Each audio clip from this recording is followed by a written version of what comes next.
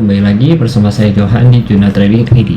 Jadi pada kesempatan video kali ini kita akan membahas kembali untuk update dari pergerakan GBP USD sama Euro USD. Oke, jadi si GBP dan Euro ini itu pair yang bisa dikatakan major pair dan dia itu satu arah ya, gitu.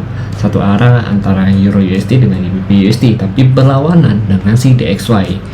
Oke, di sini kita akan lihat dulu. Pertama kita akan analisa dari si pergerakannya si Euro USD ya. Berarti si GBP USD ini kita ganti dulu chartnya dari DXY. Oke, di sini kita lihat ya untuk chart dari si Euro USD. Memang kalau kita perhatikan ya, untuk tanggal kalau kita lihat di sini dari tanggal 28 Juli. Oke. Ini kalau kita perhatikan dia sideways. Oke, di sini dia sideways. Dari 28 Juli sampai 13 Agustus ya, ini area sideways dia lah gitu ya bahasanya. Dan kalau ditanya sebenarnya pergerakannya lagi uptrend atau lagi downtrend sih ini ya, kalau kita lihat, kalau kita mau tahu untuk majornya itu dia masih uptrend gitu. Jadi secara majoring ya, trend major itu masih uptrend dan saat ini dia current support itu di 913 sampai 942. Ini current supportnya dia gitu. Jadi kalau kita perhatikan nih, udah dari tanggal 28 Juli ya sampai Jumat kemarin tanggal 11 Agustus itu dia sideways dan dijadikan ini sebagai area supportnya dia. Lalu kalau kita perhatikan lagi untuk support yang benar-benar kuat itu ada di 839 ya. Di sini area ini mungkin kita tandain juga bentar. Nah, ini ada di 839 sampai 811. Ini untuk area next supportnya dia gitu. Ini support bukan support biasa, ini support struktur harga. Jadi kalau misalkan ini di breakout, makanya ya tadi ya, major ini uptrend bisa berubah menjadi downtrend gitu ya. Dia bisa berubah trend major nih. Jadi ini bukan support biasa ya, yang 839 811 gitu. Oke, kemudian kalau kita lihat lagi, berarti ini masih bisa fokus untuk buy dong. Ya, sebenarnya kalau misalkan secara teknikal ya, kalau kita perhatikan di sini, itu memang fokusnya masih sama, yaitu adalah buy ya, selama harganya itu berada di area support 913 sampai 942. Oke, itu kalau kita ngomongin secara technically. Lalu kalau kita perhatikan lagi juga secara pergerakannya juga dia sideways, jadi masih ada hope untuk buy di sini selama dia reject. Cuma kalau yang kita perhatikan di sini ya, secara volume itu kurang menjanjikan kita untuk buy. Kenapa? Karena kalau kita perhatikan di sini mengenai volumenya ini cukup besar. Oke, ini satu juga, ini juga cukup besar, ini cukup besar, ini cukup besar, ini juga. Jadi kalau kita lihat memang volume sellernya ini cukup besar ya. Ya, pertama mungkin kita tahu juga kalau misalkan trend lagi downtrend ya untuk major ya, untuk minornya. Maka dari itu ya nggak heran kalau misalkan volume sellernya lebih besar. Cuma posisinya dia sudah akumulasi nih di sini. Oke, dia sudah akumulasi dari tanggal 28 Juli, tapi volume seller masih lebih besar. Berarti kan ada yang aneh gitu. Seharusnya kalau diakumulasi volumenya ini harusnya imbang-imbang gitu. Nah, mungkin kita lihat juga, mungkin volume ini juga bisa disebabkan ya. Jadi nggak cuma dari yang 4 jam ini benar-benar kita asumsikan kalau set dia seller semua, tapi kita juga harus lihat volume yang besar ini itu di jam berapa sih. Nah, kalau kita perhatikan volume yang besar-besar ini kan biasanya paling banyak itu di sesi New York ya, sesi Amerika. Itu mulai dari jam 6 malam sampai jam 10 malam itu volume besar gitu, karena memang volatilitasnya tinggi. Jadi memang kita nggak bisa langsung ambil kesimpulan oh volume sellernya besar berarti dia akan turun nih, break to supportnya, belum tentu gitu, karena volume ini juga bergantung dengan sesinya gitu. Sesi yang paling besar itu ada pada volume yang paling besar itu ada pada sesi Amerika.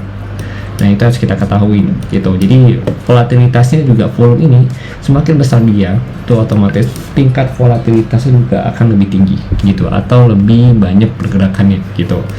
Maka dari itu kalau kita lihat ya, sebenarnya setiap dia menyentuh area ini volume buyer coba untuk naik ya. Kalau kita perhatikan nih, dia udah nyentuh nih, volume buyer coba naik. Jadi kalau kita lihat yang setiap dia jam berapa, jam 18.00 ya, itu dia selalu ada pembesaran volume, artinya sini dia mulai memasukin sesi Amerika kembali gitu. Tapi kalau secara keseluruhan kalau kita perhatikan di sini ya, kita lihat akan menemukan kalau misalkan si volume buyer itu untuk daily-nya itu mulai naik di sini, artinya memang ada perlawanan dari pihak buyer untuk area ini 913.942 gitu. Nah, kalau secara pribadi untuk saya sendiri, selama dia belum bisa break dari sini, saya akan coba cari ancang-ancang untuk buy ya. Ini ancang-ancang untuk buy dengan stop loss mungkin kurang lebih di bawah kotak hijau ini gitu ya, sekitar 40 atau 45 pip ya stop lossnya gitu ya, di bawah kotak ini. Lalu next target kalau misalkan kita akan cari area sell ya, begitu dia berhasil break dari sini sampai sini nanti selling pointnya, nanti baru di daerah sini yang 839, 88, 811 ya, baru kita cari area buy kembali dengan target di 912 kembali gitu, atau 913an gitu ya. Oke, itu untuk Euro USD. Kalau kita ambil buy di sini berarti target kita di mana ya, kita harus lihat dulu di area ini yang 1020, 1047, karena ini adalah area resistennya dari si Euro USD itu sendiri. Oke, nah kemudian kita udah bahas mengenai Euro USD nih, kita juga harus bahas juga nih mengenai pasangan pairnya dia, yaitu adalah DXY. Secara technically untuk DXY sendiri, kalau kita lihat dari si time frame daily itu masih downtrend ya untuk si DXY. Cuma yang perlu kita perhatikan adalah candle yang terakhir yang hari Jumat, dia naik cukup tinggi, dan kalau kita lihat ini dia break ya dari closingannya dia, jadi candle yang Jumat ini lebih tinggi closingannya gitu. Tapi apakah dengan closing lebih tinggi ini artinya dia akan lanjut naik sampai ke 103.25 ya, atau 103.53 ini? Nah, ini kita lihat lagi nih. Oke, kita coba turunin lagi time frame-nya.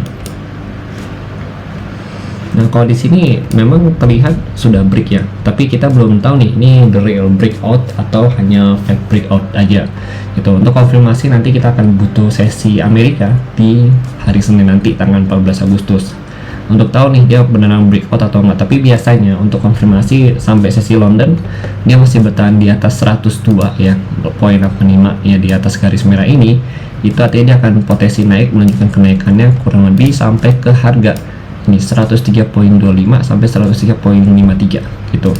Itu kenaikan paling potensial. Tapi pada saat sesi London dia di bawah 102.85 ini 102.8, maka dia akan turun kembali untuk retest di sini. Kalau kita lihat ya, ini ada supportnya di sini, support dari trendline-nya dia. Nah, ini akan dipakai untuk retest dari si DXY itu sendiri di kurang lebih 102.29 sampai 102.38. Worst case-nya di mana sih? Worst case-nya itu dia bisa retest kembali ke harga 101.6 sampai 108.84 gitu. Oke, ini dia area supportnya. Karena kalau kita perhatikan untuk si DXY ini sendiri juga sebenarnya sideways juga di sini. Nah, ini dia baru mulai mau breakout. Jadi kalau misalkan DXY bisa breakout ya, bisa breakout dari 102.81, nah itu tandanya dia akan coba melihat kenaikan dengan target harga di 103.25 sampai 105.53 gitu. Oke, itu untuk Euro USD dan juga DXY. Nah, dari sini nanti kita ancang-ancang nih. DXY kan reject ya, masih daerah sini. Baru kita lihat ya, kurang lebih berarti si Euro USD itu nanti ada di harga 913 atau di 9.000-an gitu. Oke, kemudian kita lihat lagi dari GBP USD. GBP USD. Sorry. Kita pakai Wanda. Oke, sebentar untuk bahas yang GBP USD. Nah, untuk GBP USD sendiri sebenarnya sama. Dia juga lagi sideways. Kalau kita lihat dia sideways-nya itu mulai dari tanggal 2 Agustus ya untuk si GBP USD. Jadi kalau kita perhatikan untuk range-nya itu ada di 2772 sampai 2796 sebagai area resisten. Lalu untuk kemudian support levelnya itu ada di 2665 sampai 2683 gitu. Ini untuk area supportnya. Lalu kalau kita perhatikan lagi untuk si Euro ini sendiri, GBP USD ini sendiri, ya kalau kita lihat memang secara tren juga sama ya. Major trendnya itu adalah masih uptrend. Jadi kalau untuk yang benar-benar measuring supportnya itu atau support struktur harga ya saya katakan ya, itu ada di 26026 gitu. Jadi kurang lebih di sini. Sorry, kali ini kita hapus saja duanya. Di sini di 26 di 2600 ya sampai 2699. Jadi kalau untuk dikatakan untuk area buy yang bagus di mana sih? Sebenarnya kalau untuk area buy yang bagus berdasarkan dengan time frame daily, ya ini kita pakai daily, itu ada di 26 gitu, 26.000 atau di 2629, 2630 lah ya. 2630 di area ini kita udah bisa masuk ya. Tapi dengan syarat kita harus lihat dulu apakah dia ada rejection atau enggak. Saya terakhir kalau yang kita tahu di sini yang benar-benar terakhir dia kena retest itu di sini, itu dia langsung naik ke atas kan. Jadi otomatis secara nggak langsung untuk area ini udah bukan fresh zone lagi atau bukan area yang fresh lagi gitu. Jadi bisa aja sewaktu-waktu area ini tuh ditembus sama dia gitu ya. Jadi kita jangan langsung main masuk buy, tapi usahakan untuk tunggu konfirmasi dulu. Nah, untuk konfirmasi mungkin kalian bisa pakai 30 menit atau pakai 15 menit tergantung dengan style kalian gitu. Kalau kalian mau scalping ya cukup 5 menit, cuma nanti kan pastinya range kalian ya baik itu SL ke TP point ya, TP1, TP2 sampai TP3 ya, itu pasti akan lebih pendek gitu. Jadi beda di jam tradingnya aja gitu, waktu tradingnya gitu. Oke. Tapi kalau kita lihat untuk 4 jam ini ya, kalau dari volume memang sudah lebih banyak pihak buyer mulai masuk di 2 candle terakhir ini. Jadi kalau kita perhatikan memang setiap dia mengenai area ini juga volume buyer langsung melonjak gitu. Nah, cuma kan ini kategorinya high risk zone gitu. Kalau kalian mau jadi buyer di sini ya ini high risk gitu, zona high risk. Kalau mau lebih safety di mana, di sini safety-nya gitu. Nah, kemudian untuk zona yang ketiga kalau kita mau masuk buy. Untuk zona yang ketiga sendiri karena ini udah zona terakhir, jadi kita coba bisa ngarepin retracementnya sedikit aja gitu. Nah, itu kurang lebih di level harga 2537 sampai 2493. Nah, ini kan kalau kita lihat 44 pips ya, terlalu besar gitu. Nah, ini kalau mau amannya kita kecilin lagi berdasarkan dengan zonanya, kita ada di 25130 sampai 24936 gitu. Ini ada nanti, tapi ini bukan major support ya, tapi ini minor resistance, minor support, sorry. Kalau yang kita mau lihat supportnya lagi yang kuat ya itu ada di sini gitu, di 25 berapa ini, bentar, di 2494 sampai 2513. Jadi kalau kita lihat memang untuk saat ini masih prefer untuk buy karena dia masih uptrend posisinya. Oke, kita akan coba cari selling point begitu dia bisa break dari 26 gitu, 2600 ya. Dari situ baru cari nih, kalau dia berhasil break dari sini, sorry ya, kalau dia berhasil break dari sini baru kita cari selling point dengan target di sini gitu, 1, 2 gitu ya. Jadi selama dia belum bisa break ini, kita masih cari pullbacknya dengan level harga 26. Atau kalau kita mau ambil dari sini itu nanti kita pasti perhatiin di 2729 atau 2741 ya kan, baru nanti kita masuk lagi ke sini. Ini jadi perhatian utama kita, yaitu di 2772 sampai 2796 gitu. Ini jadi utama kita karena ini adalah area sideways. Jadi kalau kalian buy ya ada di sini, kita dapat konfirmasi buy gitu ya, kita harus perhatikan dua level ini, 2729 sampai 2741 dan terakhir di 2772 sampai 2796. Nah, ini baru kita cari nih ancang-ancang ya. Ini ancang-ancang sell, tapi ini high risk. Kalau untuk yang low risk, medium risknya ada di sini di 2881 sampai di 29 gitu.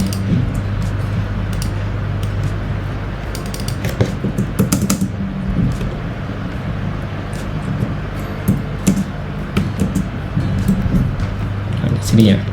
Ini untuk selling point yang kedua, ini selling point pertama, selling point kedua, ini selling point ketiga, yaitu di 2979